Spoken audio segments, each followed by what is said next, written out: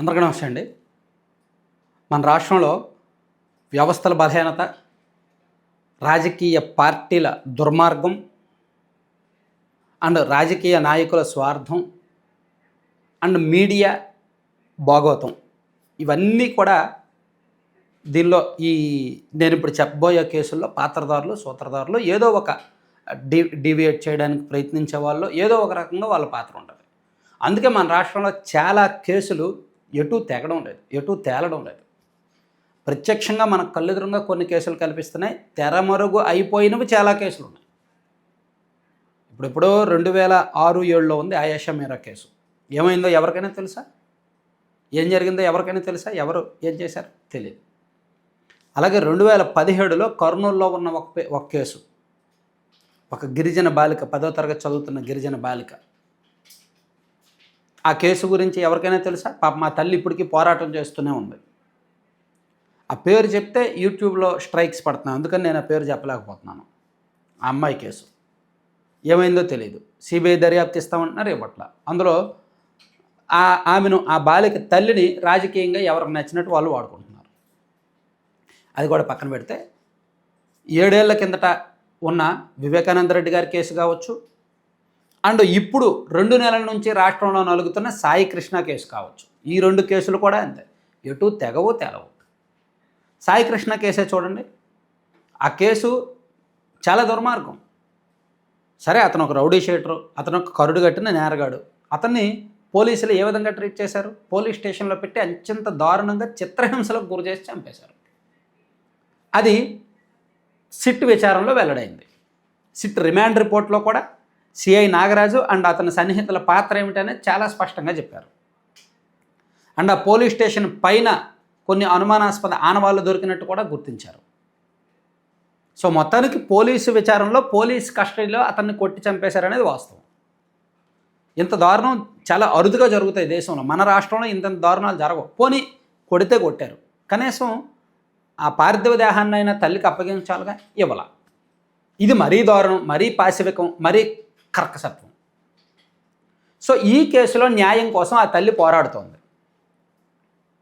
ఇది రాజకీయంగా రచ్చ జరిగి ప్రస్తుతానికి ఆ నాగరాజు గారు పోలీస్ కస్టడీలో ఉన్నారు, కానీ ఆయన నోరెప్పడం లేదు. నాకేం సంబంధం లేదు, నాకు తెలియదని ఆయన ఉంటున్నాడు. ఆయన అసలు నోరు విప్పడం లేదు. ఆయన నోరు విప్పితే మొత్తం బయటకు వచ్చేస్తాయి. బయటకు వచ్చినా సరే ఆయన ఒప్పుకోడు కదా, ఎందుకంటే మొత్తం A1గా ఆయనే ఉన్నాడు. రిమాండ్ రిపోర్టు ఆయన వైపే వేలు చూపిస్తున్నాయి, సాక్ష్యాలు ఆధారాలు ఆయన వైపే వేలు చూపిస్తున్నాయి, ఆ తల్లి ఆయనమే ఆరోపిస్తుంది. సో ఆయన నోరు విప్పితే ఆయనే బలవుతాడు, కాబట్టి ఆయన నోరు విప్పడు, ఆయన ఏం చెప్పడు, చెప్పే అవకాశం లేదు. దాన్ని నిరూపించడం కూడా పోలీసులకు కష్టం. నిరూపించాలంటే సీసీటీవీ ఫుటేజ్ ఉండాలి. ఆ సీసీటీవీ ఫుటేజ్ను వీళ్ళు ఉన్న హార్డ్ డిస్కే మాయం చేశారు. పోనీ దాన్ని డిలీట్ చేస్తే రికవరీ చేయొచ్చు, బట్ వీళ్ళు హార్డ్ డిస్క్ మాయం చేశారు. వేరే ఆధారాలు ఏమీ లేవు, సాక్ష్యం చెప్పడానికి ఎవరూ లేరు. కాబట్టి ఈ కేసు ప్రూవ్ చేయడం పోలీసులకు చాలా కష్టం, సిట్కి చాలా కష్టం. తన కుమారుడి కేసులో న్యాయం చేయమని సాయి కృష్ణ తల్లి విజయలక్ష్మి పదే అడుగుతూనే ఉన్నారు. సిబిఐ దర్యాప్తు కోరుతున్నారు. ఈ సిబిఐ దర్యాప్తు కోరడంలో కూడా ఈ న్యాయవాదులు, ఒక న్యాయవాది మోసం చేశారని మరో న్యాయవాదిని పెట్టడం, మళ్ళీ హైకోర్టు మీకు ఏ న్యాయవాది కావాలి, అసలు మీకు సిబిఐ విచారణ విషయంలో క్లారిటీ ఉందా లేదని హైకోర్టు అడగడం, ఇవన్నీ మనం చూస్తున్నాం. అంటే సాయి కృష్ణ కేసులో ఊహించని మలుపులు ఎదురవుతున్నాయి, ఊహించిన ట్విస్టులు ఎదురవుతున్నాయి. కానీ నేను అనుకోవడం, ఈ కేసులో నిజాలు ఎప్పటికీ బయటికి రానివ్వరు. ఈ కేసు తేలదు తెగదు. అలాగే వివేకానంద రెడ్డి గారి కేసు కూడా, ఇది రాజకీయంగా ఎంత సంచలనమైన కేసో అందరికీ తెలుసు. రాష్ట్రంలో పేరు మోసిన రాజకీయ కుటుంబానికి సంబంధించిన కేసు. వివేకానంద రెడ్డి గారి అన్నయ్య సీఎంగా పనిచేసి మరణించారు. వివేకానంద రెడ్డి గారి అన్నయ్య కుమారుడు సీఎంగా ఉన్నారు. సో ఆయన ఒక వివేకానంద రెడ్డి గారు మంత్రిగా పనిచేశారు, ఎంపీగా పనిచేశారు, ఎమ్మెల్యేగా, ఎమ్మెల్సీగా పనిచేశారు. High profile family. ఆయన్ను తన ఇంటిలో గొడ్డలతో నరికి చంపేస్తే దిక్కు మొక్కు లేదు, ఆ కేసుకు కంక్లూజన్ లేదు, ఒక ముగింపు లేదు. ఎవరు చేశారు అనేది అందరికీ తెలుసు, కానీ ఎవరూ మాట్లాడలే.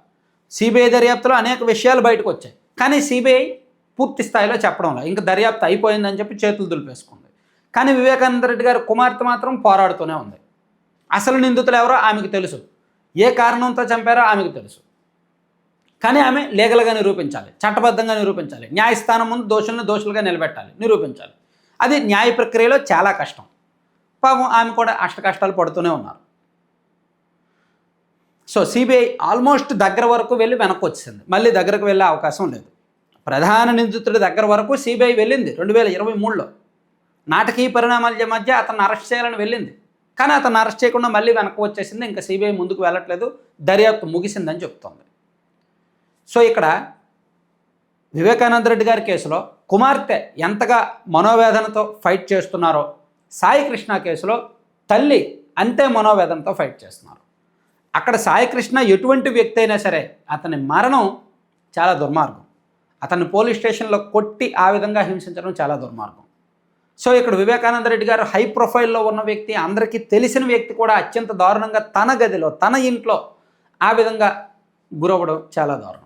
సో ఈ కేసుకి ఆ కేసుకి సంబంధం లేదు, కానీ ఇది రాజకీయపరమైన కేసే, అది రాజకీయపరమైన కేసే. దీనిలోనూ నిజాలు బయటకు రావట్లేదు, దానిలోనూ నిజాలు బయటకు రావట్లేదు. దానికి కంక్లూజన్ ఉండదు, దీనికి కంక్లూజన్ ఉండదు. ఇలా మన రాష్ట్రంలో కొన్ని కేసులు కాలగర్భంలో కలిసిపోతాయి, నిజాలు బయటకు రానివ్వరు, ఎటు తేలవు ఎటు తెగవన్నమాట.